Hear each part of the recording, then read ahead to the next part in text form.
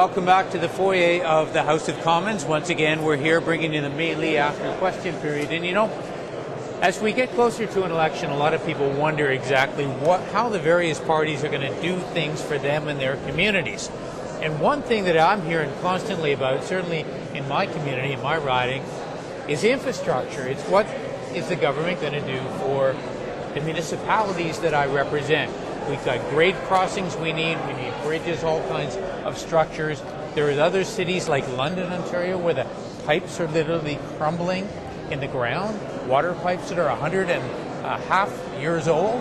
What are we going to possibly do for that, and how do the parties line up in terms of the money they're willing to give to help citizens' lives get better and help municipalities make these decisions?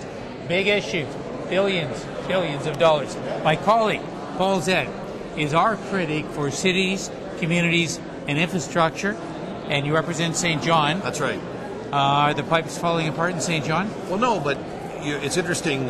New Brunswick is no different than Ontario and many parts of the country where we have serious infrastructure gaps. Water, sewers, highways, recreational facilities that, post-war were built, or in centennial, as a centennial celebration were built. So we have a lot of these kinds of community infrastructure that are in a serious state of repair. So what do we do about it? I mean, we're talking here about massive amounts of money. And I know the viewers will remember, it was only a couple of months ago when we had some bridge collapses, right? There was one in Montreal last winter. Right. There was the one in Minneapolis. That's right. Like just bang. I mean, how do things like that happen in big cities like Montreal and Minneapolis? Is that a symptom of what we're allowing to take place with our infrastructure? Well, one of the problems that we're running into with infrastructure is the Federation of Canadian Municipalities is here in Ottawa this week to remind politicians of the differences and the importance of funding money at the local level. The Harper government has made it very clear that they believe that infrastructure and community infrastructure is the child or the creature of the province. In other words, they as a national government want to do business with various provinces. The previous Liberal government and 13 years of the Martin and Chrétien governments believed that small communities mattered, cities mattered, and we had strategic infrastructure projects. We had municipal rural infrastructure projects. We had gateway projects where the national government partnered with the local community, who in turn partnered with the provinces, wherever in Canada they existed. Art Eggleton, the former mayor of Toronto, was the first minister for infrastructure. John Godfrey, a minister for infrastructure. We believe that these were partnering responsibilities of the national government. The gap that's now occurring is huge. It's widening. There's a $123 billion deficit, a fiscal imbalance, if you will, that's occurring at the local level. So what are you saying, though? Are you saying the Harper Conservatives are ignoring this? I mean, they keep saying, well, we got this giant infrastructure fund, we're putting billions of dollars into it. I mean, is this political spin here, Paul? Unfortunately, it really is, Garth. I mean, the Building Canada Fund, which the Conservatives announced, unfortunately is repackaging of a series of Liberal initiatives that were already in place. And in fact, there's almost a $700 million deficit if you were just to add fund for fund or dollar for dollar. But more importantly, none of these funds are now flowing.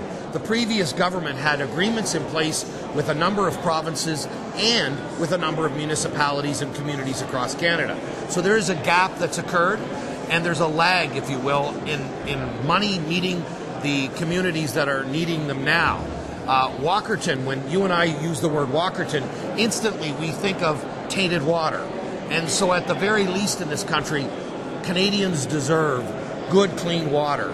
They deserve roads that are safe and bridges that are safe. And we need to restore and renew our infrastructure. And our concern as a party now is that we need sustainable funding. So what did the Liberal Party do? The last 3 or 4 years of our government, we had the Martin New Deal, which our leader, Stéphane Dion, has made it very clear that he wants to support with source revenue for municipalities. Why are property taxes going up in this country?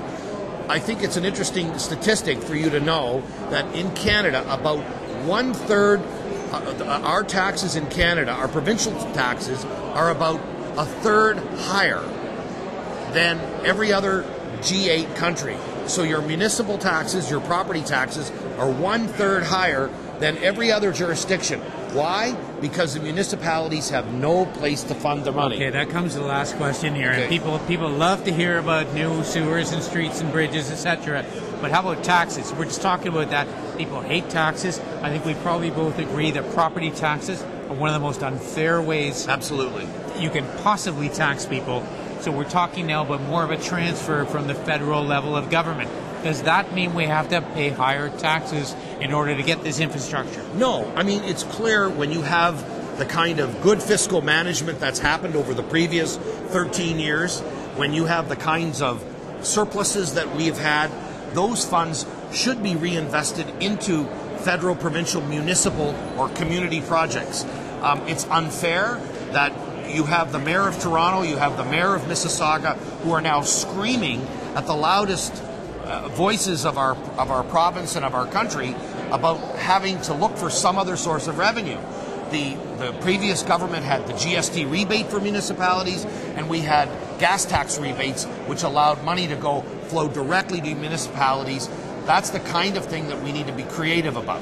Okay, Paul Zed, thank you very much. Thanks. Oh, by the way, it snowed, folks. It snowed here in Ottawa today. What's the weather like in St. John? Is it snow there too? We're still without snow in St. John, but unfortunately, the weather sometimes leaves Ottawa and heads to the Maritimes. Yeah. Okay, Paul Zed, thank you very much. Thanks for watching MPTV.